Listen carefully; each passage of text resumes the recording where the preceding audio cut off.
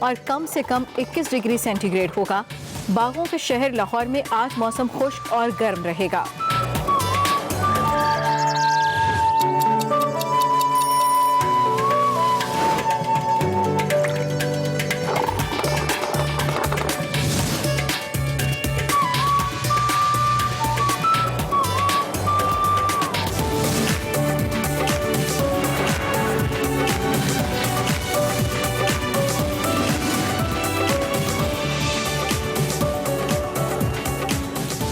बिस्मिल्लाहिर्रहमानिर्रहीम, अस्सलाम वालेकुम माय डियर व्यूअर्स। इस उम्मीद और दुआ के साथ कि आपका दिन बहुत खूबसूरत हुआ है, बहुत खूबसूरत हफ्ते का आगाज होने जा रहा है। आज पीर है और ब्रांड न्यू एक्सप्रेसो एपिसोड के साथ मैं हूं इमरान हसन और मैं हूं अरमला हसन। हमेशा की तरह आज भी हम फुल एनर्जी के साथ आए हैं कि आपका वीक जो है हमने भरपूर तरीके से अच्छा गुजारना है, क्योंकि मंडे को एनर्जी अगर पॉजिटिव वो अच्छी हो तो पूरा वीक अच्छा गुजर जाता है। सही कह रही है, जो कहती है मंडे को तो बिल्कुल अल्हम्दुलिल्लाह, मैं बिल्कुल सही कहती हूँ। आप बताएं जरा। बस सैड हूं थोड़ा, क्यों? टिकटॉक बैन हो गया ना, इसलिए। बहुत सारे लोग सैड हैं। वैसे टिकटॉक बैन होने पे मैंने सोचा है कि अगर टिकटॉक बैन मुझे कौन सी ऐप है जो इतना खूबसूरत दिखाएगी अरमला और पाकिस्तान के 2 करोड़ लोगों को। हाँ, वैसे पॉइंट है। ये बात हमने इसलिए की है वैसे हमने पोल शुरू करना है। हमने एक पोल शुरू किया, आज सरप्राइज लेकर आए आपके लिए एक्सप्रेसो के अंदर। आपको एक व्हाट्सएप नंबर हम बता रहे हैं, 032014416388। It's our WhatsApp number. इस व्हाट्सएप है ना, अल्हम्दुलिल्लाह। इस व्हाट्सएप नंबर पे जी आपने हमें बताना है कि व्हाट्सएप बैन होना अच्छी बात है, बुरी बात है, आपकी जो भी राय है। आप हमारे व्हाट्सएप बैन नहीं, सॉरी टिकटॉक टिकटॉक बैन होना अच्छी बुरी जो भी बात है, आपने उस व्हाट्सएप नंबर पे हमें मैसेज करना है और उस पे बताना है कि आपकी क्या राय है। राय, और हम आपको प्रोग्राम के एंड पे बताएंगे भी आपकी जो भी वोट्स आएंगे। व्हाट्सएप को इस्तेमाल कर हमें बताइए कि आपका ये आपके ख्याल में फैसला दुनिया में से ज्यादा लोग कहते हैं कि दुरुस्त है। हाँ, अच्छा, उसके अलावा एक और सरप्राइज है, कोल्ड किचन को हमारे लेकर उसको हमने ओपन कर दिया तमाम लोगों के लिए। जो भी घर के अंदर शेफ्स हैं या बिजनेस हाउसेस हैं जो कि ईटरीज वगैरह चलाते हैं लोग, वो भी हमारे शो का हिस्सा बन सकते हैं। यहाँ पे हमें ज्वाइन कर सकते हैं। आपने करना यह है कि वहाँ पे जाके हमारे एक्सप्रेसो पेज के ऊपर अपनी नॉमिनीज हमें बतानी है, जो चीज आप बना सकते हैं वो बतानी है। तो आप व्हाट्सएप नंबर को भी आप यूटिलाइज कर सकते हैं, आप अपनी प्रोफाइल शेयर कर सकते हैं। ये नंबर स्क्रीन पे भी है, आपको बताते रहेंगे हम डिटेल्स पूरे शो के अंदर। फिर वक्त हेडलाइंस की जाने बढ़ते हैं और प्रोग्राम का सिलसिला शुरू करते हैं। महंगाई ने अवाम के होश उड़ा दिए। वजीर आजम का महंगाई के खिलाफ एक्शन प्लान तैयार, टाइगर फोर्स को मैदान में उतारने का फैसला। मुल्क भर में कोरोना वबा की मुमकिना दूसरी लहर, इस्लामाबाद, कराची और आजाद कश्मीर समेत कई शहरों में मिनी स्मार्ट लॉकडाउन नाफिज। होशियार खबरदार, कराची के शहरी हो जाएं तैयार। महकमा मौसमियात ने सिंध भर में रवा हफ्ते हीट वेव का नया अलर्ट जारी कर दिया। सेगमेंट निकले तेरी तलाश में बात करेंगे मुस्तनसर हुसैन तारड़ साहब से उनकी किताब राका पोशी नगर पर। चूंटियों का कारोबार करने वाले सिंगापुर के 41 साला जॉन यू होंगे आज एक्सप्रेसो के मेहमान। हेडलाइंस आपने जानी, मंडे है और हमारा फेवरेट सेगमेंट निकले तेरी तलाश में आज हम देखेंगे। आप भी इसके लिए एक्साइटेड होंगे, लेकिन इससे पहले हम आपको बताएंगे आज के अखबार।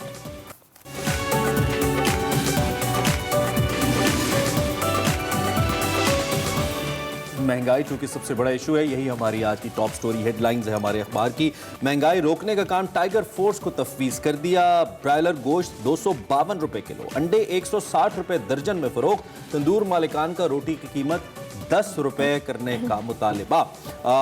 फोर्स आटा, दाल, चीनी, घी की कीमतों का बाकायदगी से जायजा लेगी। रजाकार कीमतें रोजाना की बुनियाद पर चेक करके टाइगर फोर्स पोर्टल पर डालें, ये वजीर आज़म ने कहा है। ये हमारी टॉप स्टोरी है। विद दैट कोरोना केसेस को लेकर हमारी सुपर लीड है, जिसमें कोरोना केसेस में इजाफा, मजीद 13 अफराद जाँ बहक। जी अफसोसनाक है। कराची, इस्लामाबाद, आजाद कश्मीर में मिनी स्मार्ट लॉकडाउन भी किया गया है। पंजाब में वबा की दूसरी लहर शुरू। इंतजामिया SOPs पर अमल कराने में नाकाम। मस्बत केसेस की शरह 2% से तजावुज कर गई। हिफाजती इक़दामात यकीनी बनाने की हिदायत कर दी, ऐसा कहना वफाकी वजीर असद उमर साहब। एक्सप्रेस ट्रिब्यून में हमारे पास एक खबर है जरदारी साहब के हवाले से। Zardari unwell admitted to hospital. Former president and People's Party को chairman Asif Ali Zardari was shifted to a private hospital in Karachi on Sunday evening after feeling unwell. The party's media cell said doctors are conducting his medical checkup and necessary medical tests. The media cell tweeted without providing much details. So we wish wish him a very speedy recovery. Zardari साहब के लिए दुआएं हमारी कि वो जल्दी से recover कर जाएं और सेहत के हवाले से और सियासी माहौल भी बेहतर हो जाए। खैर, सबसे बड़ी खबर आज की महंगाई के हवाले से, क्यों बढ़ रही है, गवर्नमेंट क्यों इसको कंट्रोल नहीं कर पा रही, इसी पे बात करेंगे। बड़ी खबर।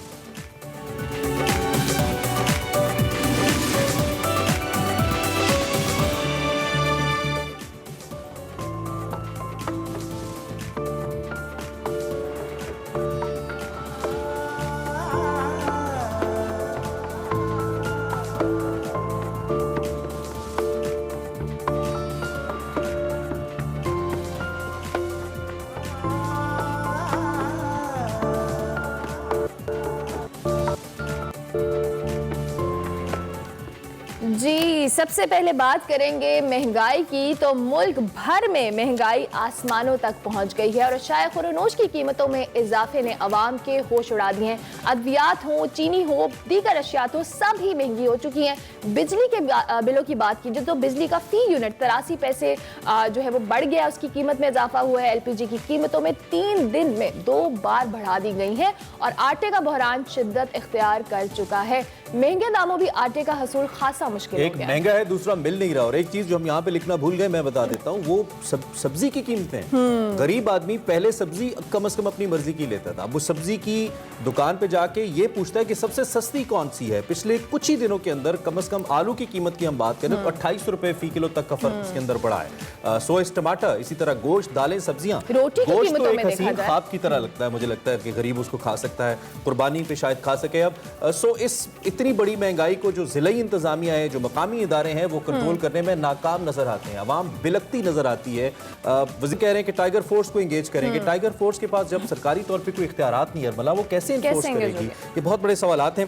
डॉक्टर आबिद क़य्यूम सुलेरी साहब हमें ज्वाइन कर रहे हैं। आप सीनियर इकोनॉमिस्ट हैं, आप इनको जानते हैं, मुख्तलिफ मुआशी मामलात के ऊपर इनकी राय हम आप तक पहुंचाते रहते हैं। सो हम डॉक्टर साहब जरा पूछते हैं, वीडियो लिंक पे में ज्वाइन करें। डॉक्टर साहब, thank you very much for joining. सबसे पहले तो ये एकदम से जो तूफान आया और अब दोबारा हम एक्सपेक्ट करें, जो कि अभी दोबारा से IMF की जो कहना चाहिए कि हमारे सर के ऊपर एक खतरा मंडला रहा है, तो ये तो मजीद बढ़ेगा ही ऐसा लगता है। ये पहली बात है, क्यों हो रहा है, इसकी बुनियादी वजह क्या देखते हैं आप महंगाई की, डॉक्टर साहब? जी, इसकी मेरे दो आप ब्रॉड रीजंस कह सकते हैं। एक तो स्ट्रक्चरल रीजन है, और स्ट्रक्चरल से मुराद ये है कि जैसा भी आपने बताया कि एनर्जी की कीमतों में इजाफा होने वाला है। IMF जो है वो पिछले कई प्रोग्राम से, पिछले प्रोग्राम में भी उनका मुतालबा था कि हमारा जो एनर्जी सेक्टर डेटा उसको खत्म किया जाए, उसको कम किया जाए। इस प्रोग्राम में भी उनका यही मुतालबा है। जब हम महंगी गैस, महंगी बिजली पैदा करके उसको सस्ते दामों फरोख्त करते हैं तो एक डेट जो है वो क्रिएट हो जाता है, और हुकूमत पे ये प्रेशर है कि अगर वो सोशल प्रोटेक्शन पे या बाकी चीज़ों पे अगर वो पैसे खर्च करना चाहती है तो फिर उसको एनर्जी जो है अक्रॉस द बोर्ड जो सब्सिडी है वो खत्म करना होगी। जो लोग अफोर्ड कर सकते हैं उनके लिए एनर्जी महंगी करे, और जो लोग नहीं कर सकते, जो लाइफ टाइम कंज्यूमर हैं, उनके लिए एनर्जी पे कोई सब्सिडी दी जाए। तो जब आप एनर्जी की कीमतें महंगी करेंगे, क्या वो पेट्रोल है, वो बिजली है, वो गैस है, तो हम देखते हैं कि फौरी तौर पे हर चीज़ की कीमत जो है उसमें इजाफा हो जाता है।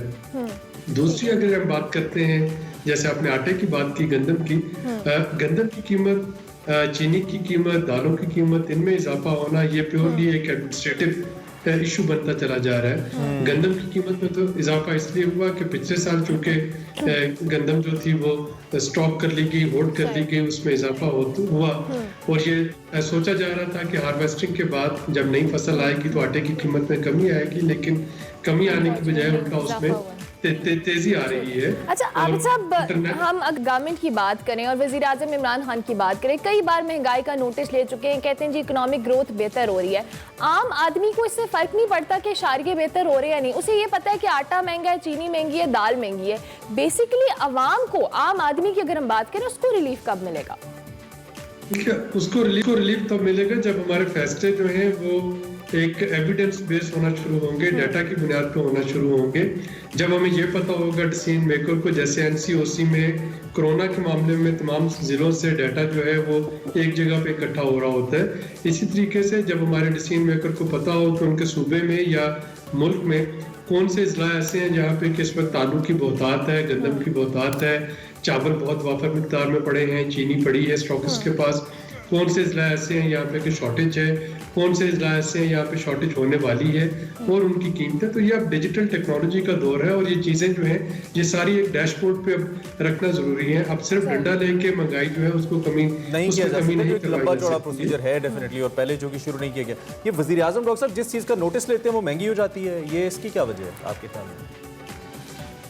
देखिए मेरा ख्याल है कि जब तक नोटिस लेने की बात आती है तब तक वो चीज़ वैसे शॉर्ट हो चुकी होती है मार्केट में। वजीर आजम जो है ऑब्वियसली एक अच्छी इंटेंशन के साथ नोटिस ले रहे होते हैं और उन तक नोटिस की नौबत पहुंचती तब है जबकि चीज़ों की कीमतें जो है वो आसमान तक पहुंच चुकी होती हैं। और इसीलिए मैं दोबारा से दोहराता हूँ कि हमें नॉलेज बेस्ड जो और एविडेंस बेस्ड जो डिसीजन मेकिंग है उसकी तरफ जाना है। मेरे इल्म में है कि इस वक्त वफाकी हुकूमत जो है वो एक फूड सिक्योरिटी डैशबोर्ड क्रिएट कर रही है। होपफुली वो जनवरी तक मुकम्मल हो जाना चाहिए और उस डैशबोर्ड पे ये सारी इंफॉर्मेशन मुख्तलिफ डिस्ट्रिक्ट्स की वो मौजूद होगी और तब पता चल सकेगा कि कौन सा डिस्ट्रिक्ट जो है वो सरप्लस है, कहाँ पे डेफिसिट है और कहाँ पे कीमतें मसनूई तौर पे बढ़ाई जा अभी रही जो हैं। कीमतों के कंट्रोल और महंगाई की जो सूरत हाल है इस पे कंट्रोल के लिए टाइगर फोर्स को इंगेज करने का कहा गया है। इनको इंगेज करने से कितना कहने फायदा होगा, क्योंकि ऑपोजिशन तो कहती है सियासी फोर्स है।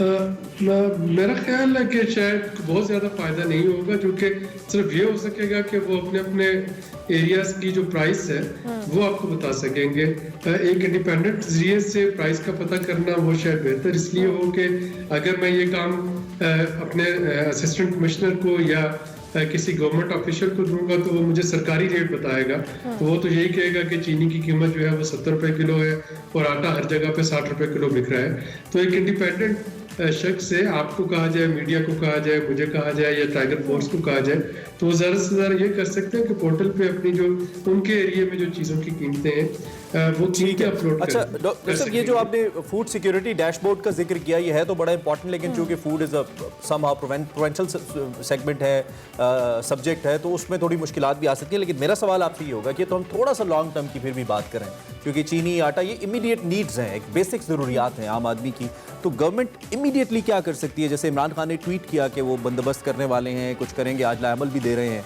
क्या कर सकती है गवर्नमेंट के पास? क्या ऑप्शन है जिससे इमीडिएट एक इम्पैक्ट आए, सब्जियां दालें सब कुछ सस्ता हो जाए, कुछ ऐसा हो सकता है? देखिए आटा जो है वो तो जो आपकी इम्पोर्टेड गंदम आती जा रही है पाकिस्तान में, आटे का बहरान जो है वो तो खत्म होना चाहिए। इस वक्त अगर आटा महंगा है तो उसकी प्योरली वजह जो है वो ये है कि एडमिनिस्ट्रेशन मिलर्स को ये पाबंद नहीं कर पा रही कि वो जो सब्सिडाइज आटा महकमा खुराक से खरीद रहे हैं उसको वो आटा बना के गंदम को बाजार में लेके भी आए। अगर इम्पोर्टेड गंदम आती है और प्राइवेट सेक्टर में आती है तो फिर कोई वजह नहीं कि आटा जो है वो महंगा हो रहा हो।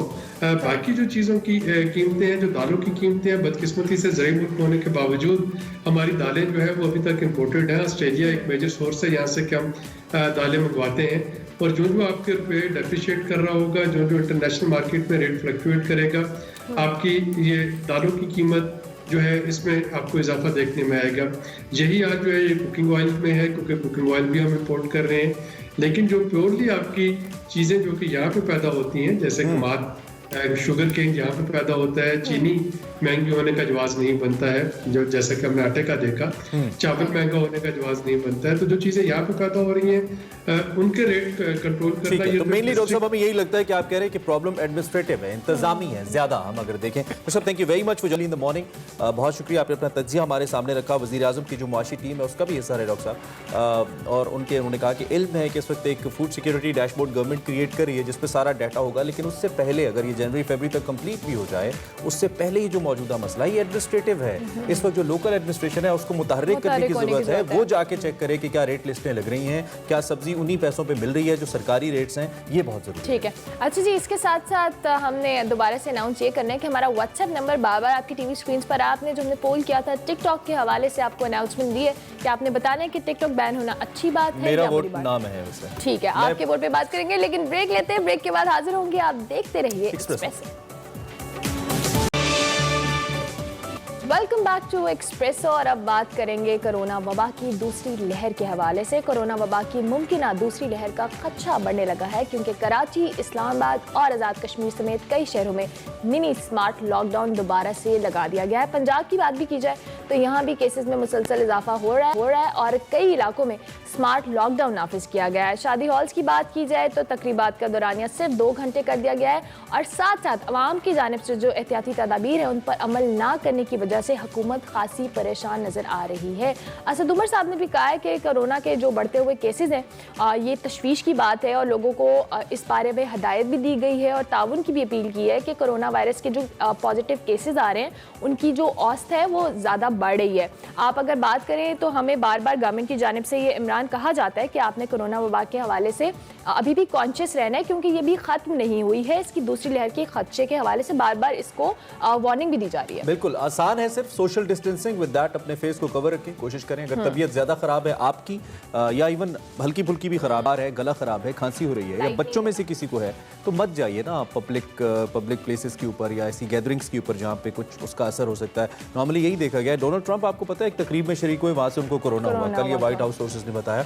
तो आप तकारीब को अवॉइड कर लें थोड़ा सा या कम से कम कर लें या उसमें जाते हुए मोहतात रह लें तो बहुत ज़रूरी है। मुझे पता है कि बहुत से लोगों पे इसका असर नहीं होता, हम फॉलो नहीं करते, लेकिन थोड़ा सा हम अगर मैनेज कर लेंगे तो मुझे लगता है कि हालात बेहतर हो जाएंगे और हम मुकम्मल तौर पे इससे निकल जाएंगे। WHO ने पहले तारीफ की है पाकिस्तान की, लेकिन अभी हम इस पोजीशन में रहने दें पाकिस्तान के पास। वैसे इस पोजीशन में भी नहीं है कि आप इतनी जो कह रहे हैं लापरवाही का मुजाहरा करें क्योंकि खुदा न खास्ता कुछ ऐसा वाक़या है तो इट कैन बी वर्स्ट। जी बिल्कुल। और हम चूंकि बात करें कोरोना वायरस की तो उसमें पाकिस्तान के लिए स्टिल कुछ होप्स हैं और अच्छी खबरें। इमरान खान साहब ने ट्वीट किया बिल्कुल अब से कुछ देर पहले ही, it's kind of breaking news for us right now, जो आप तक पहुंचा रहे हैं। इमरान खान साहब का ये कहना है कि मुसलसल चौथा महीना है हमारे जो तरसीलात ज़र हैं उसमें इजाफा हो रहा है और ये बड़ी अच्छी खबर है। इमरान खान साहब ने कहा कि 2.3 बिलियन की जो सतह है उसको क्रॉस किया है तरसीलात ज़र ने और ये बड़ी एक रुझान है। खासतौर पे हम जब पाकिस्तान रकूम भेजने की बात करते हैं, बावजूद इसके कि पाकिस्तानी जो बहुत सारे मुल्क से बाहर हैं वो बेरोज़गार भी हुए और जो मईशतें हैं वो मुतासर हुई, लेकिन उसके बावजूद कोरोना वायरस के बावजूद पाकिस्तान की जो तरसीलात ज़र है उसमें बेहतरी हुई।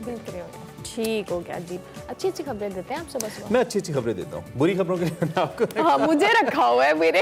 अच्छा ब्रेक ले लें। नहीं ब्रेक नहीं लेनी है। अच्छा हमारे पास ये सामने विश नहीं करना है। एक्चुअली आज डेथ एनिवर्सरी है मुस्तफा हुसैन जैदी साहब की, जो कि मारूफ उर्दू के शायर हैं। सिर्फ 40 साल की उम्र उन्होंने पाई लेकिन बेहतरीन उर्दू का कलाम लिखा आज ही के दिन इन 1970 में आज ही के दिन उनका इंतकाल हुआ। तो हमने ये मुनासिब समझा कि आज जब उनको याद करें और उनके काम को खिराज तहसीन पेश करें।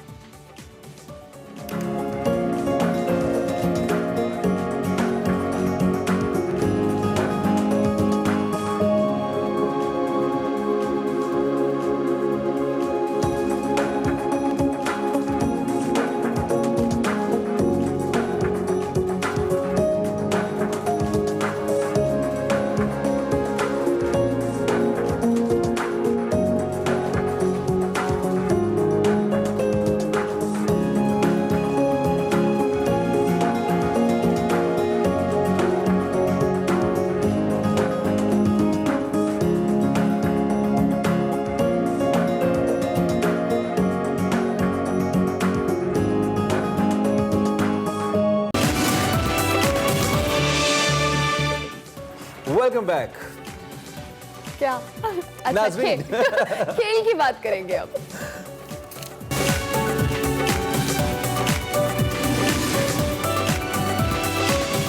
अच्छा जी, खेलों के हवाले से बल्कि क्रिकेट के हवाले से बात करेंगे। हमारे साथ मौजूद है मिर्जा इकबाल बेग, उनसे जानेंगे। बहुत शुक्रिया मिर्जा साहब, आपने मैं सुबह सुबह ज्वाइन किया। जिम्बाब्वे क्रिकेट टीम की बात की जाए तो दौरा पाकिस्तान जो कह लें इसी माह मुतवक्के है। PCB ने शेड्यूल जारी किया है, कैसे देख रहे हैं आप प्लेयर्स की तैयारी को? देखिए पाकिस्तान क्रिकेट टीम का ऐलान होने वाला है ये जब जो T20 कप जारी है रावलपिंडी में और तवक्को यही है कि इसके इख्तिताम पर पाकिस्तानी क्रिकेट टीम का ऐलान किया जाए। जिम्बाब्वे का एक वक्त भी कल पाकिस्तान पहुंचा, बायोसिक्योर माहौल का उसने जायजा लिया। पाकिस्तान क्रिकेट बोर्ड की सिलेक्शन कमेटी अपने यंगस्टर्स को मौका फराहम करेगी तो कोई वजह नहीं कि उनको तजुर्बा भी हासिल हो। अच्छा मिर्जा साहब ये भी बताइए, एक तो बड़ी मायूसी की बात है मुल्तान वाले बेचारे जो व्यूअर्स हैं कि उनके मैचेस अब लाहौर आ गए हैं, लाहौर वालों के लिए खुशी की बात है। खैर ये मैं आपसे जानना चाहूंगा, चूंकि जिम्बाब्वे आ रही है, अब आपको तवक्को क्या है? क्या दीगर टीमों की भी पाकिस्तान में आकर खेलने की जो राह है वो हमवार होती नजर आती है आपको? वही गद्दाफी स्टेडियम लाहौर है जहां 3 मार्च 2009 को श्रीलंकन क्रिकेट टीम के बाहर अटैक हुआ था, जिसके बाद बैनुल अक़वामी क्रिकेट पाकिस्तान से रूठ गई थी। और ये वही गद्दाफी स्टेडियम लाहौर है जहां 6 बरस के अरसे के बाद जून 2015 में जिम्बाब्वे की टीम, वो वाहिद टीम थी कि जिसने सबसे पहले पाकिस्तान का दौरा किया। और फिर उसके बाद अब तो टीमें आ रही हैं, अभी कोई बड़ी टीम नहीं आई, तवक्को की जा रही है अगर इंग्लैंड आए, साउथ अफ्रीका आए, ऑस्ट्रेलिया आए या न्यूजीलैंड आए, जब पता चलेगा कि पाकिस्तान में बैनुल अक़वामी क्रिकेट की सरगर्मियां मुकम्मल तौर से बहाल हो गई हैं। लेकिन ये खुशाइन बात है कि टीमों की आमद का सिलसिला शुरू हुआ और मैं समझता हूँ इसका सारा क्रेडिट जो है वो हमारी सिक्योरिटी एजेंसीज को जाता है, पुलिस को जाता है, कि जो इस तरह की सिक्योरिटी फराहम कर रहे हैं गैर मुल्की टीमों को, जिससे उनके इत्मीनान में इजाफा हो रहा है। तो मैं समझता हूँ ये बड़ी खुशाइन बात है। आइंदा आने वाले दिनों में जो टॉप की टीमें जिनका मैंने जिक्र किया, अगर वो पाकिस्तान आएंगी तो पाकिस्तान क्रिकेट के लिए सही, इंशाल्लाह अल्लाह करे ऐसा ही। और बहुत शुक्रिया मिर्जा साहब, आपने हमें ज्वाइन किया सुबह सुबह और जिम्बाब्वे क्रिकेट टीम के हवाले से हम बात कर रहे थे। अच्छी खबर है। लेकिन Multan, I can still feel for you. अस्सलाम वालेकुम नाजरीन, निकले तेरी तलाश में की इस हफ्ते की जो एपिसोड है वो है राका पोशी नगर। मुस्तनसर हुसैन तार साहब ने जो किताब राका पोशी नगर लिखी, उसका पस मंज़र ये है कि उन्होंने राका पोशी बेस कैंप तक का सफ़र किया था और इस सफ़र में मुझे ये सादत नसीब हुई कि मैं उनके साथ था। और ये इसलिए मेरे लिए बहुत ही ज़्यादा इंटरेस्टिंग है ये वाला सेगमेंट और ये वाली किताब राका पोशी नगर। अस्सलाम वालेकुम तारड़ साहब, सबसे पहले जो मेरा सवाल है राका पोशी नगर के हवाले से कि आपकी अक्सर किताबों में ये मिलता है कि जब आप किसी ट्रैक पे और किसी बड़े ट्रैक पे जाते हैं और उसके बाद उसकी सऊबतें बर्दाश्त करते हैं और जब आप वापस आ रहे होते हैं तो आप तौबा ताइब होते हैं और आप कहते हैं कि आइंदा के बाद ये इस तरह के काम नहीं करना। और फिर आप बाद में कहते हैं कि ये जो तौबा, ट्रैकर की जो तौबा होती है, ये अमूमन रिंद की तौबा होती है जो कि बड़ी मखदूश होती है। लेकिन 60 साल की उम्र के बाद हमने देखा है कि यानी जो अब तौबा होती है वो काफ़ी संजीदा होती है। लेकिन 75 साल की उम्र में आपने ये तौबा तोड़ी और 75 साल की उम्र में आपने ये कसद किया राका पोशी बेस कैंप तक जाने का। ये किसने वर्गलाया आपको और कैसे आप वर्गलाए गए? बुनियादी तौर पे लिखा तो मैंने यही है कि मुझे वर्गलाया गया, लेकिन असल सिलसिला ये है कि मैं बड़ा काया और चालाक इंसान हूँ पहाड़ों के मामले में। मैं लोगों को वर्गलाता हूँ और उनके ख्याल में वो मुझे वर्गला रहे हैं। जी हाँ। चुनांचे मैं वर्गलाया जाना चाहता था। अच्छा, ये जो पैशन होता है, जो हिर्स होती है, जो हवस होती है पहाड़ों की, ये तो कभी नहीं जाती। वो वारिस शाह ने कहा है कि भाई ये उसके पहले मिसरे में वो कहता है कि वारिस शाह कि ये उम्र आई, कोई मिसरा है, आगे वो कहता है कि तबा हाली भी हिर्स थी न बाज़। क्या कहना? उम्र चाहे जितनी भी हो, जो तबा है इंसान की, खसलत कह ले, वो हिर्स से बाज नहीं आती। अब हिर्स मुख्तलिफ लोगों को मुख्तलिफ चीज़ों की होती है और मुझे हिर्स पहाड़ों की। चुनांचे मैं वर्गलाया नहीं गया, मेरी ख्वाहिश थी कि मैं जाऊं। उसकी बुनियादी वजह ये है कि जब भी हम गिलगित बल्तिस्तान की बात करते हैं तो कदरे जो वादी नगर है उससे गफलत बरतते हैं। कभी हम हमजा से होकर निकल जाते हैं, कभी हम इधर से होकर निकल जाते हैं और उसका जो सबसे खूबसूरत नज़ारा है, यानी उनके साथ जो ज़्यादती हुई नगर वालों के साथ, बहुत अरसा उसमें थोड़ा सा कसूर उनका भी है कि पस मंज़र में रहने वाले लोग थे, अब आए हैं आगे। तो वो भी इतने इसके बारे में ज़्यादा उन्होंने अपने आप को प्रोजेक्ट नहीं किया, यानी राका पोशी। और अब भी आपको कार्ड ऐसे मिलेंगे उसके ऊपर लिखा होगा राका पोशी हुंजा जी। और ये बहुत बड़ी ज़्यादती है, मतलब आपके घर में पेड़ हो और उसके ऊपर फूल लगे हों और वो पल्ले किसी साथ वाले घर के पड़ जाए तो वो अच्छी बात तो नहीं, लेकिन उसमें घर वालों का भी थोड़ा सा कसूर होता है। तो राका पोशी के बारे में एक बात मैं कहना चाहता हूँ कि जब मैंने इसे पहली दफ़ा देखा था हुंजा दास्तान के जी, तो आई वॉज स्टन्ड। यानी एक बिल्कुल उमड़ता हुआ एक बर्फ़ का माबद, एक पैलेस, और इतना खूबसूरत पहाड़ है वो कि जितने भी पहाड़ मैंने देखे हैं जो नज़ाकत में और हुस्न में, जो मर्दाना वजाहत है वो तो केटू में है, लेकिन जो निस्वानी खूबसूरती है वो राका पोशी में। इसका नाम भी देखें ना कि कितना खूबसूरत है जी। चुनांचे आप उसको पहली मरतबा जब जा रहे होते हैं हुंजा की तरफ और नगर की तरफ तो आप उसको देखते हैं और बिल्कुल वो आपको भी मुंजमद कर देता है। मैंने दुनिया के चंद पहाड़ और भी देखे, लेकिन मैं किसी हद तक मैं दावा कभी नहीं किसी चीज़ का करता, क्योंकि बहुत सारा इल्म ऐसा होता है जो पोशीदा होता है, आप नहीं जानते जी। तो मेरा ये ख्याल है कि दुनिया भर में कोई इतना बुलंद और इतना बर्फपोश पहाड़ नहीं है जो बाकायदा जो शारा है उसके ऐन सामने उमड़ता हुआ आपको दिखाई देने लगे और आपके साथ सफ़र करने लगे। कोई शक। नांगा पर्वत भी आप जानते हैं कि फेरी मेडो अगर आप जाएं तो तभी उसकी पूरा जो वसत है उसके 100 चेहरों में से चंद चेहरे नज़र आते हैं।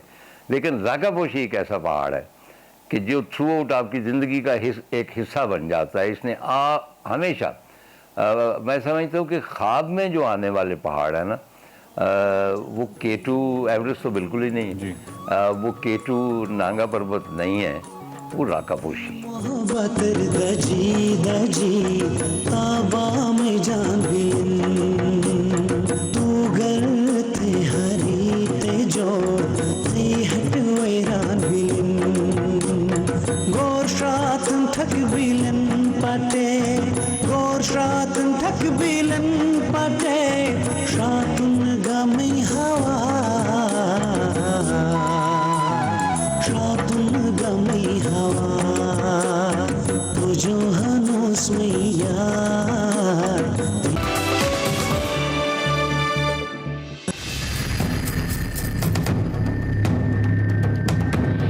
सफर शर्त में इस दफा हमारी मंजिल है दुनिया का सबसे खूबसूरत पहाड़ राकापोशी और उसका बेस कैंप।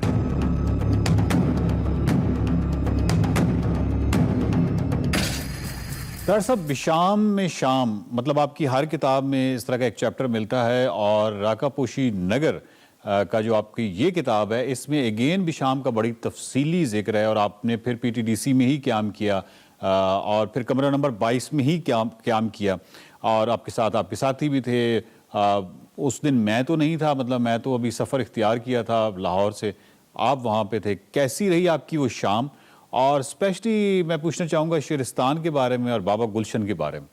अच्छा, बिशाम मेरे लिए एक बहुत ही जादुई नाम है, और कस्बे की वजह से नहीं है। उसका जो पीटीडीसी मोटल है दरिया सिंध के किनारे, और जब भी मैं गया हूँ, जितनी मरतबा भी मैं गया हूँ, सबसे ज़्यादा जो मुझे कशिश होती थी वो बिशाम की शाम की होती थी कि आप कमरा नंबर 22 जो है, जो मेरे लिए मखसूस हो चुका था, उसकी बालकनी में बैठते हैं सर शाम, और जिस तरह वहाँ से इंडस गुजर रहा है, उसके रूप हज़ारों हैं।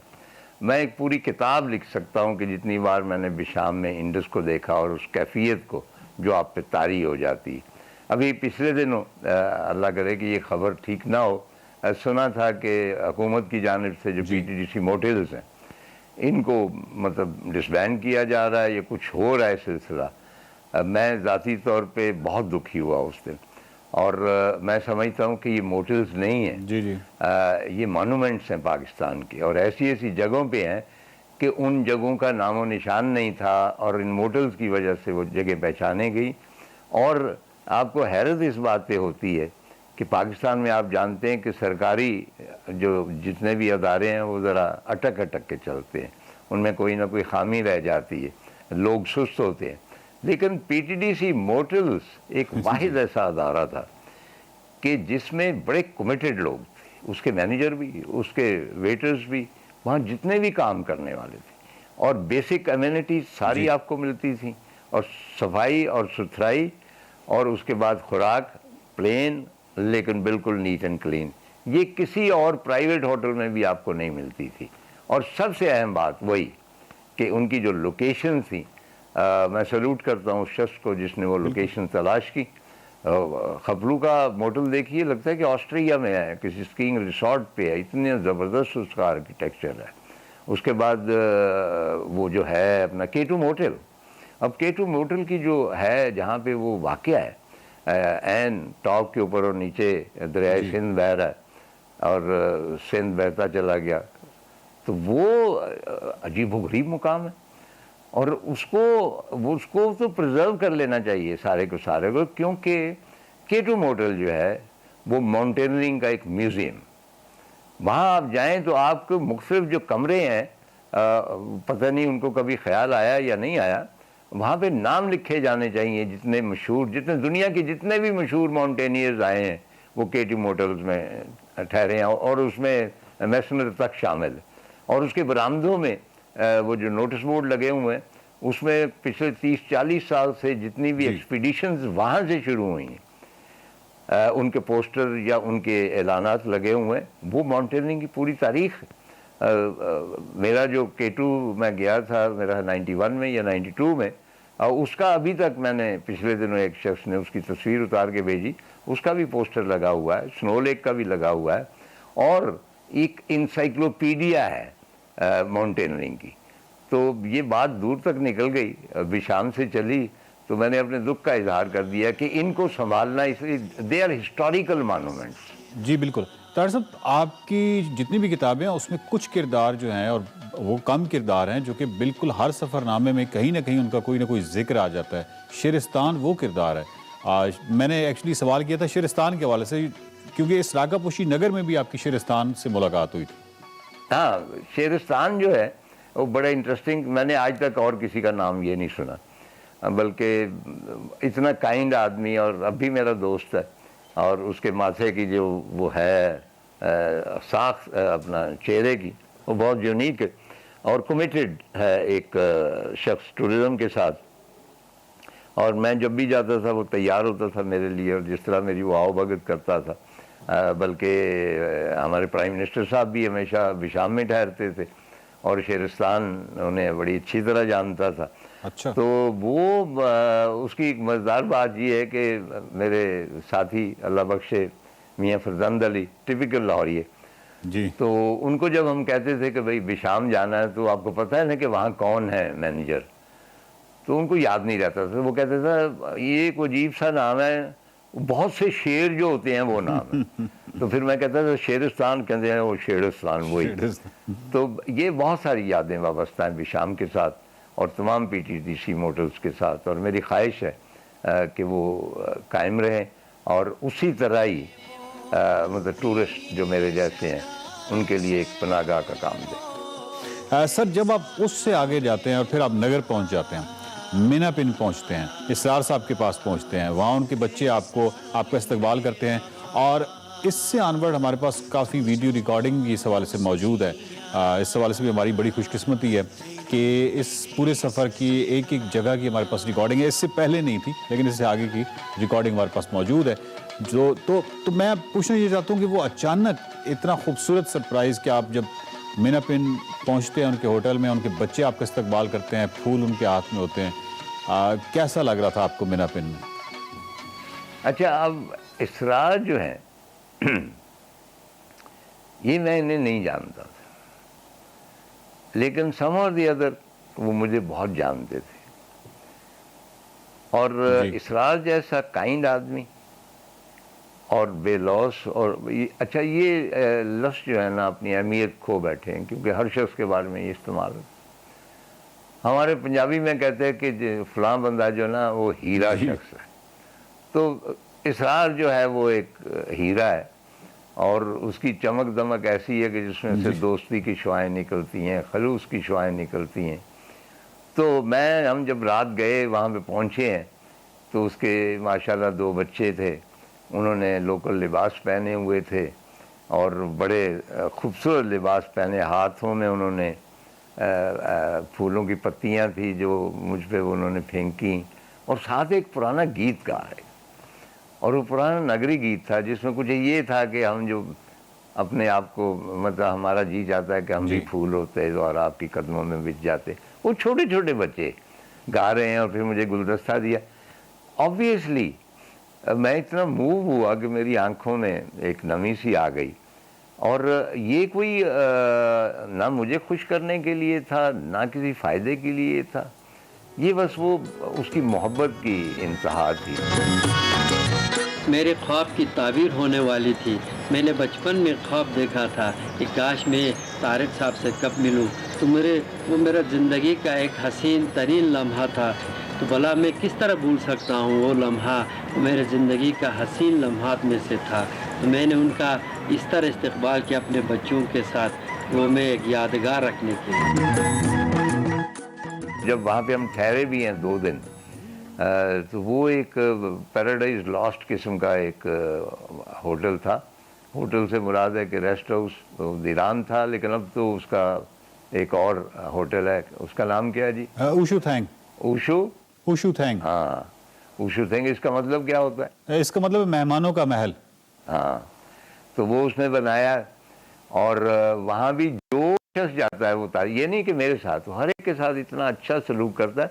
यहाँ के चंद दोस्त गए, वो योगा की टीम थी फैज घर की तरफ से, तो वापसी पे मैंने रिकमेंड किया, तो वापसी पे उन्होंने बड़ी तारीफ़ की, कहने लगे कि अजीब वो गरीब आदमी है, जिस तरह के खाने वो खिलाता है और जितनी मोहब्बत से। और जब बिल आया तो उसमें ना उसने किसी चाय का ऐड किया, ना फलों का, 1-2 नाश्ते भी। हमने कहा ये क्या, ये हमारी तरफ से, आप तार साहब के मेहमान। तो बल्कि वो मेरा नाम ले तो सिरे से किराया ही नहीं चार्ज करता। और बहुत लोग जानते हैं कि उसने एक और बहुत मेहरबानी की है कि वहाँ पे वो मुख्तलिफ कमरे जो बनाए जी, वो मेरी मुख्तलिफ किताबों के नामों पे हैं। बिल्कुल। तो अब जाके वो गेस्ट जो है वो किताब का नाम लेते हैं कि फ़लाँ जो कमरा है फ़लाँ किताब के नाम पे वहाँ ठहरना है। और एक और मुझे बात करनी, क्योंकि लंबी बात हो जाती। मेरा ख्याल है कि अगर आप किताब वो दिखा दें राकापोशी नगर, तो उसके टाइटल पे जो तस्वीर है कि मैं एक चोगा पहन के बैठा हूँ, तो जब मैंने वापस आना था तो बाकायदा एक सेरेमनी हुई, वो एक चोगा मतलब कुछ लेके, मुझे नहीं पता ये क्या कर रहे हैं। तो इसरार ने एक अजीब व गरीब बात की, उसने मुझसे मोहब्बत का इजहार भी किया और उसने कहा कि हम ये सोचते रहे कि आपको तोहफे के तौर पे क्या दें, और आपको किसी चीज़ की कमी नहीं है, और हमें समझ नहीं आ रही थी। तो ये चोगा जो है हमारा एक ख़ानदानी एक वर्षा आप कह लें, एक जायदाद कह लें, कि ये हमारे अजीज़ थे, दादा थे शायद, यासीन के गवर्नर, और 100 साल पहले की बात है। तो ये चोगा उनका था और ये हमने घर में रखा हुआ था एक यादगार के तौर पर, और ये आपकी नज़र। अब आप जानिए कि जब उन्होंने मुझे चोगा पहनाया तो उसमें कितनी मोहब्बत हो। ये पता नहीं क्या बात है कि जितने भी मैं ट्रैक किए हैं ना, ये ख़ास बुलंदी में पहुंच के मुझसे अक्सर जो मतलब साथी एक दो मलूल और रंजीदा सा नज़र आता है, और पता नहीं क्यों नज़र आता है। फिर एकदम पूछता है साहब ये इश्क क्या है। ऑलवेज वो आप क्या कहते हैं सर, जुनून में गुजरी, पता नहीं इस तरह कहते हैं। नहीं, वो तो जितनी भी गुजरी बकार गुजरी, में जितनी भी गुजरी बकार चलें जी, ये भी जुनून है ना। बिल्कुल जुनून। और क्या है? अच्छा, वो जो है ना बाकार, वो अक्सर लोग पढ़ते हैं जुनून में जितनी भी गुजरी बेकार गुजरी। अच्छा, वो तेरे वाक़ पढ़ गए चल बाकार ही पढ़ते हैं, वो बंदा नहीं बेकार पढ़े मोहब्बत दजी दजी आबा में जाबिन तू गलते हरी ते जो हट वैरान बिन गोर शातन ठक बिलन पटे गोर शातन ठक बिलन पटे शातन गमी हवा शातन गमी हवा जो हनोस में यार तीनों लिखी सजदा। मौसम खुश्क और गर्म रहेगा। Welcome back to Expresso. Imran, आपने कभी सोचे कि आप चूंटियों को चलते फिरते देखे और आप उनको पाल लें? सोचा क्या, मैं तो तसव्वुर कर नहीं सकता कि हो भी सकता है। अच्छा, वैसे आपको चूंटियों के हवाले से बहुत सारी बातें हम बताते हैं और कुरान पाक में भी जैसे इसका जिक्र आया, इनकी जो कह ले नज़्म ज़ब्त है, इस हवाले से कुदरत ने कुछ भी बेकार पैदा नहीं किया। हर चीज़ का कोई ना कोई पर्पस होता है, उसका किरदार होता है। और अगर गौर किया जाए तो ये छोटी सी मखलूक इंसान को कितार बनाने से लेकर हिम्मत ना हारने तक का दर्ज देती है। और ऐसा ही कुछ हम देख रहे हैं सिंगापुर में, जहाँ पर 41 साल शहरी जॉन यूई जस्ट एंड्स के नाम नाम से चूंटियों का एक मुनफरिद कारोबार जारी रखे हुए हैं और बेसिकली इनका पर्पस ये है कि ये नायाब किस्म की चूंटियाँ ना सिर्फ उनको बेचते हैं बल्कि लोगों को और जो हमारे माहौल में इसका किरदार है उसके हवाले से भी अवेयरनेस देते हैं। बिल्कुल। सो आप ये देख सकते हैं कि चींटियां आप सिर्फ जो देखते हैं ना उनको इन्होंने रखा हुआ है, उसका बिजनेस करते हैं, ये चींटियों का बिजनेस करते हैं। और ये एक्सक्लूसिव खबर आप तक हम पहुंचा रहे हैं और एक्सक्लूसिव आज हमारे साथ मिस्टर जॉन मौजूद भी हैं। उनसे हम पूछ लेते हैं बिकॉज एक्सप्रेसो गोज इंटरनेशनल, सो उनसे हम पूछ लेते हैं कि उनके जहन में ये ख्याल कैसे आया। Mister John, thank you very much for joining us. सबसे पहले तो हमें ये बताइए कि ये जो इतना इंटरेस्टिंग आप काम कर रहे हैं, इसका ख्याल कैसे आया आपके जहन में कि आप चींटियों का ही बिजनेस करने लगे? Hi everyone, my name is John and हाय, मेरा नाम जॉन है और मैं जस्ट आर्ट्स का बानी हूँ। चींटियों को पालने का मशगला इस कारोबार को शुरू करने की वजह बना। अब बहुत से लोग इस मशगले को शुरू करना चाहते हैं लेकिन उनको कोई ऐसी जगह नहीं मिलती जहां वो चींटियों को पाल सकें या इस बारे में आइडियाज शेयर कर सकें। इस मशगले को लेकर इतना तजस्सुस पाया जाता है कि वाकई आपको बहुत खुशी होगी अगर आपको ऐसी दुकान मिल जाए जहां लोग मिल बैठकर कॉफी पिएं और चींटियों की कॉलोनीज को बढ़ाने पर बात कर सकें।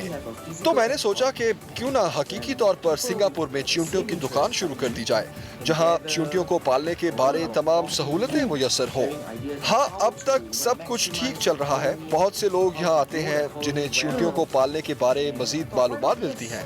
हम बहुत से आइडियाज पर तबादला ख्याल करते हैं कि अब इस मशगले को अगले मरहले तक कैसे ले जाया जाए। यूनिक कह लें या डिफरेंट आइडिया है। मुझे तो बिजनेस चलता फिरता नजर आ रहा है। अच्छा जॉन से हम ये भी जानते हैं कि ये सिर्फ कोई मखसूस किस्म की चींटियां आपके पास हैं, सिंगापुर से आपके पास अवेलेबल हैं या मुख्तलिफ जगहों से भी आप ये चूंटियां आपने जस्ट एंड्स पे लाकर फरोख्त करते हैं और लोगों का क्या रिएक्शन होता है? बुनियादी तौर पर हम इस कारोबार का स्कोप और दायराकार नौजवान, बूढ़ों और जिंदगी के मुख्तलिफ शोबों के अफराद तक बढ़ाना चाहते हैं और उन्हें बताना चाहते हैं कि चींटियों को पालने का मशगला बहुत मजे वाला है और आपको कामयाबी का एहसास मिलता है जब आप एक मलिका चींटी से पूरी कॉलोनी बना लेते हैं और फिर जब आपकी कॉलोनी में चींटियों की तादाद में सैकड़ों हजारों का इजाफा होता है तो आप महसूस करते हैं कि हाँ, मैंने कुछ हासिल कर लिया है। ये आसान मशगला नहीं है, लिहाजा हमारे कारोबार का मकसद प्यार को बढ़ाना है। कुछ जब भी हम मिस्टर जॉन बिजनेस करते हैं तो उसमें ट्रेंड बड़ा मैटर करता है कि लोग उसको उसकी एक्सेप्टेबिलिटी क्या है। तो इस बिजनेस को लेकर, खासतौर पे चींटियों को लेकर ट्रेंड क्या है, लोगों का माइंडसेट क्या है, उसको आप कैसे एलिब्रेट करेंगे? Some of my encounters इन चींटियों को लेकर मेरा कुछ लोगों से सामना हुआ है जिनकी गलत फहमियाँ हैं कि ये गंदी और काबिल नफरत हैं और मजीद के ये पालतू नहीं बल्कि कीड़े हैं और मैं यही गलत फहमियाँ दूर करना चाहता हूँ जैसा कि बहुत से लोगों का ख्याल है। मैं उनको ये बताना चाहता हूँ कि माहौलियाती निज़ाम में चींटियाँ जिंदगी से मुतालिक बहुत से सबक देती हैं, जैसा कि ये बामकसद जिंदगी जीती हैं और बहुत बाहिम्मत होती हैं और मुस्तकबिल को मद्देनजर रखकर काम करती हैं, जैसा कि वो सर्दियों के लिए पहले ही खुराक का बंदोबस्त कर लेती हैं। वो रुकावटों को अपना रास्ता रोकने नहीं देती। हालात जैसे भी सख्त हों, चींटियां मिलकर उसका मुकाबला करती हैं और हमेशा आगे बढ़ने पर यकीन रखती हैं। अच्छा, अगर हम फ्यूचर प्लान्स के हवाले से बात करें तो क्या प्लान है आपको कि क्या आप अवेयरनेस किस तरह से लोगों को देंगे चींटियों के हवाले से और क्या इसको आप किस तरह से लेके चलेंगे आगे? Some of the future plans that हम मुस्तकबिल में कुछ बच्चों के और सेकेंडरी स्कूल्स के अलावा एजुकेशन सेंटर्स का दौरा करने का मंसूबा रखते हैं ताकि उनको बता सकें कि चींटियां हमारे माहौलियाती निज़ाम के लिए कितनी अहमियत रखती हैं। दरअसल हम चींटियां पालने के मशगले को परवान चढ़ाना चाहते हैं। हम चींटियों से मुताल्लिक गलत फहमियाँ दूर करना चाहते हैं कि वो गंदी या दुनिया में बेकार हैं। हम चाहते हैं कि चींटियों को एक और जाविये से देखा जाए। हम उम्मीद करते हैं कि सब अपनी मसरूफ जिंदगी से थोड़ा वक्त निकालेंगे और इस मखलूक को मुख्तलिफ तरीके से देखेंगे। हमारा मकसद आपको जिंदगी के राजों से करीब लाकर उनसे पर्दा उठाना है। हमें उम्मीद है कि हम ज्यादा से ज्यादा इदारों में जाएंगे और चींटियों को पालने के मशगले की तरगीब देंगे। उम्मीद है कि मुझे इस काविश में बहुत very impressive mister John, thank you very much for joining us in espresso. और जो बातें इन्होंने की हैं मुझे तो खुदा के करीब अपना आप महसूस होने लगा है। वो एक शेर भी हम बचपन में पढ़ते थे ना, नहीं है चीज़ निकम्मी कोई ज़माने में, बुरा नहीं कोई कुदरत के कारखाने में। तो एक चींटी जो कि शायद सबसे स्मॉलेस्ट कंपोनेंट है हम ये इस चीज़ को इमेजिन नहीं करते। मखलूकात में से, मगर मखलूक में से बात करते हैं, तो उसमें एक बड़ी जबरदस्त बात मैं पॉइंट नोट करता हूँ, उन्होंने कहा जी च्यूंटी बाहिम्मत है, आप इससे सीखिए, डिसिप्लिन्ड है, फ्यूचर प्लानिंग करती है, सर्दियों की खुराक पहले स्टोर करती है। ये वो चीजें अगर इन प्रिंसिपल्स को आप बेसिकली ह्यूमन लाइफ के अंदर भी इंप्लीमेंट करें तो कामयाबी आपके कदम चूमती है। सो एक च्यूंटी से भी आप सीख सकते हैं, अल्लाह करीम ने ये कुरान में जिक्र ऐसे नहीं किया। हाँ, डिफरेंट पर्सपेक्टिव था जिससे हम आज हमारा तारुफ हुआ है, क्योंकि नॉर्मली हम आम रूटीन में देखते हैं और हम इतना बॉदर भी नहीं करते। So it's very different and very unique idea. अच्छा जी, इसके साथ साथ हम एक्सप्रेसो में ये कोशिश करते हैं कि पब्लिक सर्विस मैसेजेस जो हम अपने तौर पे फील करते हैं कि हम आपको कन्वे कर सके। पानी के बहरान की बात की जाए तो मुल्क में इसका बहुत मेजर इशू बढ़ रहा है और हम लोगों को एक्सप्रेसो के प्लेटफॉर्म से ये ज़रूर मैसेज देना चाहेंगे कि पानी जो है वो इतना कह लें अल्लाह ताला की रहमत है, अल्लाह ताला की जो कह लें उसके आपको इतना फोकस करने की ज़रूरत है कि इसका ज़िया, इसका गुनाह भी है। सेकेंडली आप इस पे इतना ज़्यादा नुकसान बहुत ज़्यादा है। आप अपने इर्द गिर्द भी देखते हैं, आप अपने घर की रूटीन को चेक करें कि नॉर्मली जब आप टूथब्रश कर रहे हैं या आप कोई शाल ले रहे हैं तो आप पानी जो है वो खोलकर हम भूल जाते हैं कि हमने पानी का और खोला हुआ है और पाकिस्तान सारा कुछ। अनफॉर्चुनेटली दुनिया के चंद और एक ममालिक में से है जहाँ पे जो ज़ेर ज़मीन पानी की सतह है वो बहुत नीचे जा रही है। इसके ऊपर हमें काम करने की ज़रूरत है। ये मसला सिर्फ हम इसलिए उठा रहे हैं, हमने आपको याद एक पौधा भी लगाया था, हमने पोलियो के ऊपर भी बात की थी, पिंक रिबन हम आज भी लगा के बैठे हैं बिकॉज हम पिंक टूबर भी बना रहे हैं। तो पानी को भी बचाइए। 20 सेकंड तक जो कोरोना में हाथ धोने हैं ना, 20 सेकंड धोइए लेकिन पानी बंद करके। एक ब्रेक लेनी हमने, ब्रेक के बाद वापस आते हैं। एक्सप्रेसो में एक बार फिर खुश आऊँ। ये शॉट हमेशा मुझे कंफ्यूज हाँ, करता ये शॉट आपको कंफ्यूज कर देता है। हम जाते हैं जी कोल किचन में और वहाँ पे है शेफ नुमान हमारे साथ। शेफ नुमान, कैसे हैं आप? जी गुड, हैप्पी। आप सुनाएं कैसे? बिल्कुल ठीक ठाक। क्या बना रहे हैं? आज आपके लिए सरप्राइज ब्रेकफास्ट ड्रिंक बना रहा हूँ। अरे वाह, सरप्राइज है। सरप्राइज करेगी हमें? क्या पी के सरप्राइज करेगी, देखने में सरप्राइज करेगी? पीने में भी और देखने चले सरप्राइज रहने देते हैं। और साथ साथ जी हम जब कोल किचन में जाते हैं तो हम हेल्थ एंड फिटनेस की बात भी जरूर करते हैं। जी, हेल्थ एंड फिटनेस में हमारे साथ हैं खुशी बाट। खुशी, कैसी हैं आप? मैं ठीक ठाक, आप बताओ। मंडे कैसा है आपका?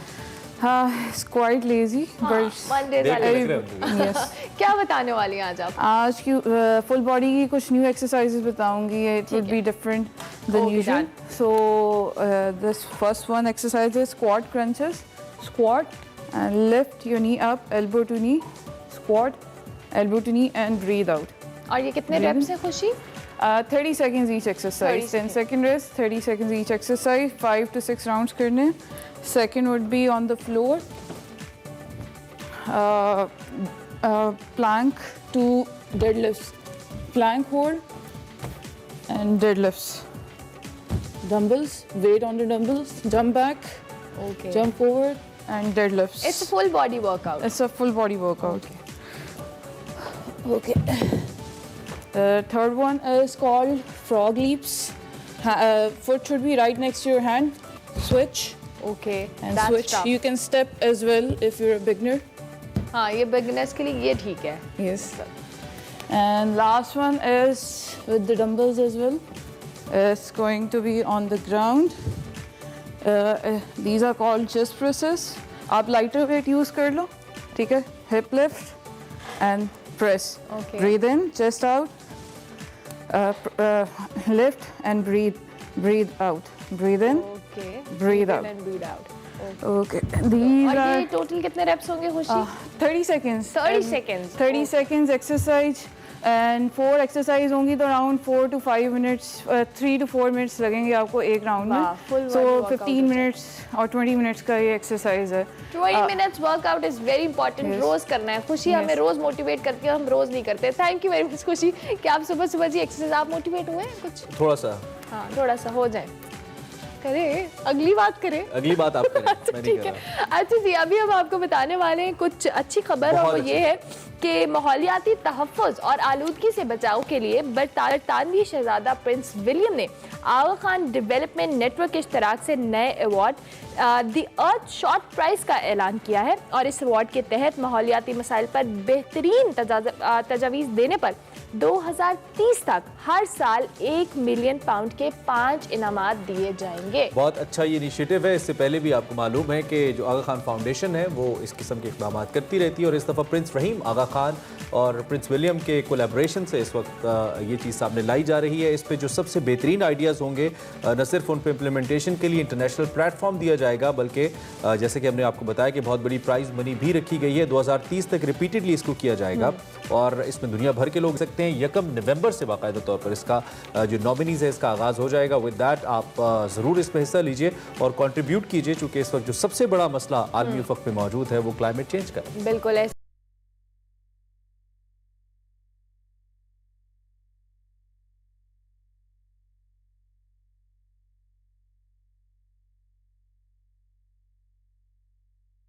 कॉलेज की जो कहले शिकार होने वाले मास्क समेत घर का पूरा काम जो है वो करना पड़ता था। बिल्कुल, और फॉलेज की वजह से जो उनकी मदर हैं वो मुतासिर हुई। कोरोना वायरस की वजह से लगने वाले इस लॉकडाउन ने मुसीबतें और भी बढ़ा दी हैं और जब उसके बाप की मजदूरी भी छिन गई तो मरियम और ज़्यादा इंस्पिरेशनल हुई, बहुत ज़्यादा हौसला उन्होंने किया। स्कूल खुले तो घरेलू जिम्मेदारियाँ आड़े आ गईं और उसके वालिद ने उसे स्कूल जाने से भी मना कर दिया। ऐसे में द सिटीजन फाउंडेशन की मिस सानिया ने उसके वालिदैन को उसके स्कूल जाने पर राज़ी किया और उसके लिए खुसूसी इक़दामात में, खुसूसी औकात में क्लासेस का एहतमाम किया। मरियम खुशकिस्मत थी कि उसे दोबारा पढ़ने का मौका मिला, लेकिन शायद हर लड़की को अपनी किस्मत संवारने का ऐसा मौका नहीं मिलता। पाकिस्तान में ये इदारा लड़कियों को स्कूल वापस लाने के लिए कोशिश है और इससे ज़रूरत है कि तमाम लोग इससे ताउन करें ताकि मजीद ऐसी कई बच्चियाँ अपनी किस्मत संवार सकें, अपनी पढ़ाई को जारी रख सकें। Well done citizen foundation. It's very important कि बच्चों की तालीम की तरफ, उनकी इंडिपेंडेंट होने की तरफ बहुत ज़्यादा फोकस किया जाए। अभी हम एक ब्रेक लेंगे जी, ब्रेक के बाद हाजिर होंगे। एक्सप्रेसो में भी बहुत कुछ है, आपने मिस नहीं करना। Stay tune to espresso.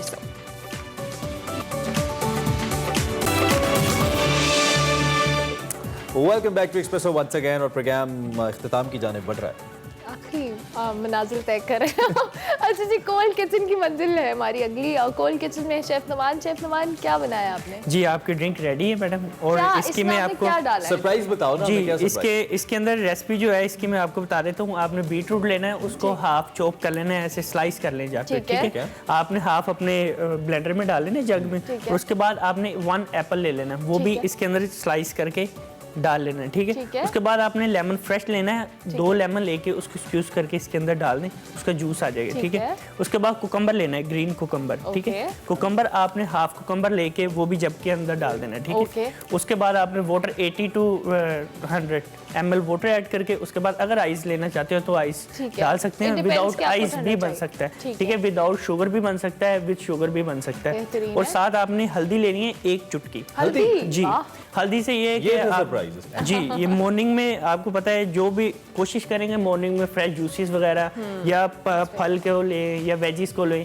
जो आपको सुबह फ्रेश भी रखें और सारा दिन आप फिट भी रहें। तो इसके लिए मैंने ड्रिंक बनाई थी, उसको उसके बाद ब्लेंड कर लें और ड्रिंक की शेप भी ये आ जाएगी। हल्दी क्यों लिया आपने? हल्दी बेसिक ये है कि आप मॉर्निंग में हल्दी यूज कर सकते हैं क्योंकि अक्सर होता है कि हम थके होते हैं रात के और आपका जिस्म टूट रहा होता है, तो हल्दी उसके लिए बहुत फायदेमंद है। वेरी इंपॉर्टेंट और लोग रिकमेंड भी करते हैं कि आप हल्दी का इस्तेमाल करें। ठंडे ड्रिंक की बात हो रही है, लेकिन उसके साथ साथ हमें कराची वालों को खबरदार करना है। ठंडे ड्रिंक के साथ गर्मी की बात कर लेते हैं। कराची में हीट वेव आ रही है, 40 से 42 डिग्री तक टेम्परेचर जा सकता है, ऐसा कहना है महकमा मौसमियात का। वैसे कराची में अमूमी तौर पर क्लाइमेट चेंज के बाद चूंकि दरख्त नहीं लगे हुए वहाँ पे, तो मौसम बिल्कुल तब्दील होकर रह गया। बारिशें होती हैं तो शदीद होती है, गर्मी होती है तो शदीद होती है। सो मनाजिर कुछ ऐसी हैं, सूरत हाल कुछ ऐसी है कि कराची में हीट वेव आने वाली है। और महकमा मौसमियात के मुताबिक